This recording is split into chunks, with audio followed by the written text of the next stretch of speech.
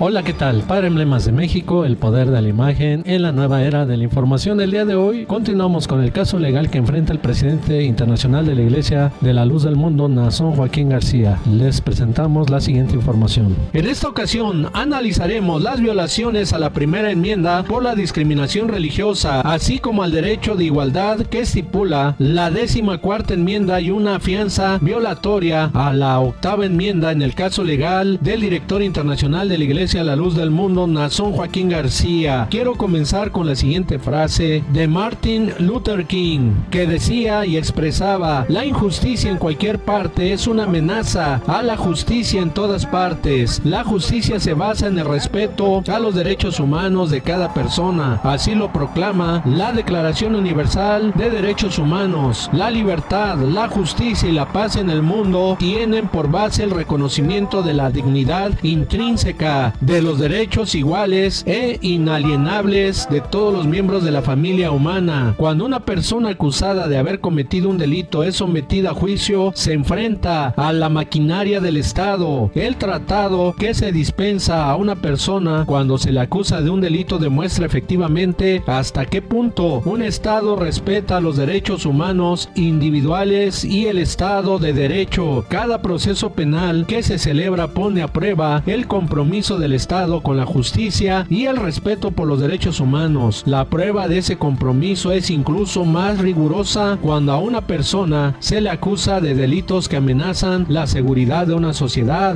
tales como actos de terrorismo, crímenes de la humanidad, crímenes de guerra o delitos que suponen una amenaza para la seguridad quienes ejercen el poder. Todos los gobiernos tienen el deber de procesar a los responsables de la comisión de delitos en tribunales independientes, imparciales y competentes de forma respetuosa con las normas internacionales de justicia procesal. Independientemente del delito cometido, cuando a una persona se le somete a un juicio injusto, no se imparte justicia ni al acusado, ni a la víctima, ni a la sociedad. Cuando los agentes encargados de hacer cumplir la ley torturan o someten a malos tratos a una persona, cuando los juicios son manifiestamente injustos y los procedimientos están contaminados por la discriminación, el sistema de justicia en sí pierde su credibilidad. Si no se respetan los derechos humanos en el momento del arresto, en las comisarías de policía, las salas de interrogatorio, los centros de detención, los tribunales y las celdas de las prisiones, el Estado no cumple con su deber y traiciona sus responsabilidades. En torno al caso del dirigente religioso Naasón Joaquín García, quiero hacer mención de otras violaciones más que hubo en el proceso legal. No se respetó el principio de igualdad que expresa la Constitución de Estados Unidos de Norteamérica, que hace referencia a la justicia, el cual es un principio de igualdad que forma parte del contenido en la enmienda 14ª. En su párrafo primero expresa que ningún Estado denegará a persona alguna bajo su jurisdicción la igual protección de las leyes. Este principio es conocido como cláusula de igual protección. Antes de proseguir con este tema, quiero también señalar que en el estado de California se procesan más acusados que cualquier otro estado y aún que el propio gobierno federal. Así lo señaló Miguel Ángel Méndez Longoria, quien es profesor de Derecho de la Universidad de Stanford, de acuerdo a su trabajo denominado Los Principios del Proceso Penal Estadounidense. Y dentro de estos procesos quiero hacer referencia al juicio de Michael Jackson. El 21 de abril de 2004, un gran jurado del condado de Santa Bárbara, California, con fundamento en 10 causales, imputó a Michael Jackson por haber cometido actos lascivos contra un menor de 13 años de edad, por haber suministrado alcohol y por haber conspirado con otros para retener al menor y a su familia contra su voluntad. La imputación surgió como consecuencia de una acusación presentada contra Jackson en diciembre del año 2003, en una movida que posteriormente afectaría negativamente a la parte acusadora. La imputación difirió de la acusación original que un aspecto importante, la inclusión de la causal de conspiración. Durante la audiencia en que se le informó sobre la acusación en su contra celebrada en enero de 2004, Jackson se declaró no culpable de los cargos presentados y le fue otorgado un beneficio de libertad provisional previo, el pago de una fianza por $3 millones,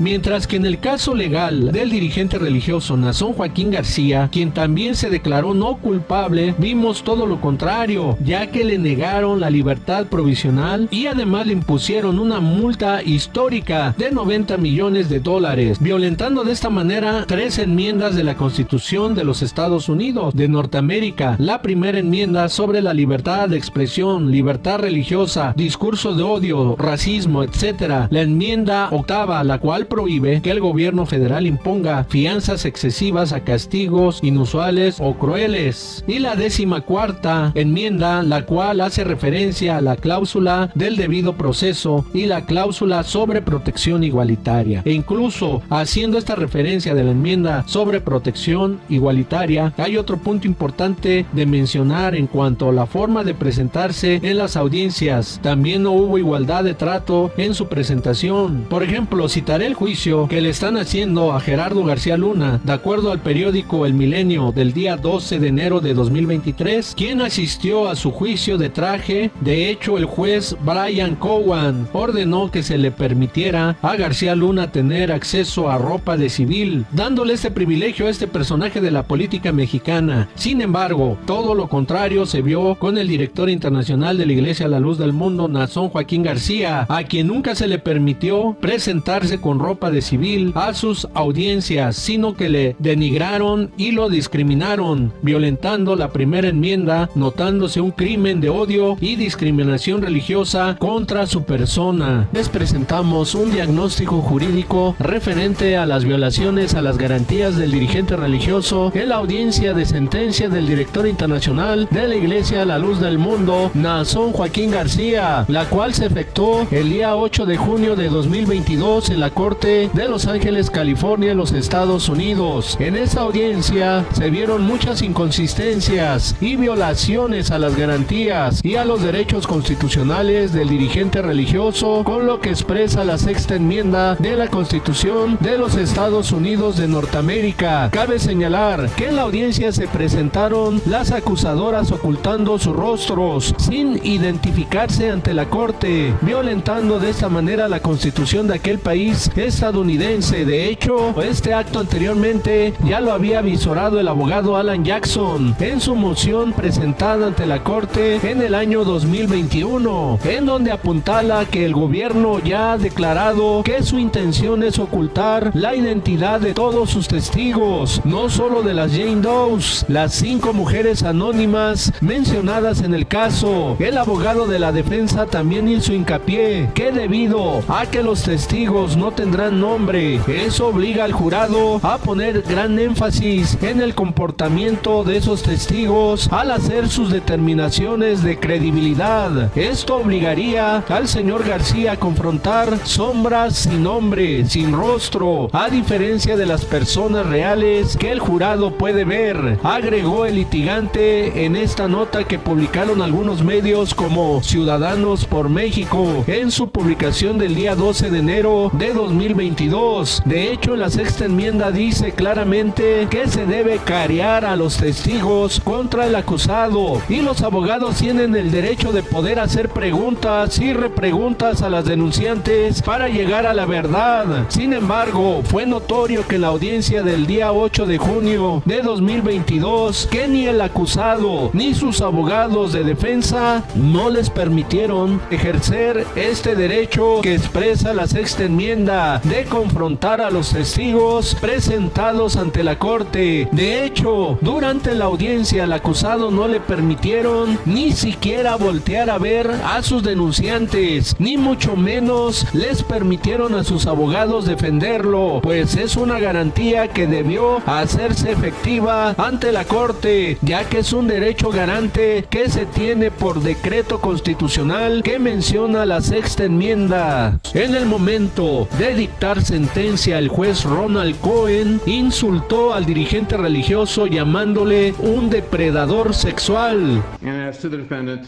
I say, You are a sexual predator.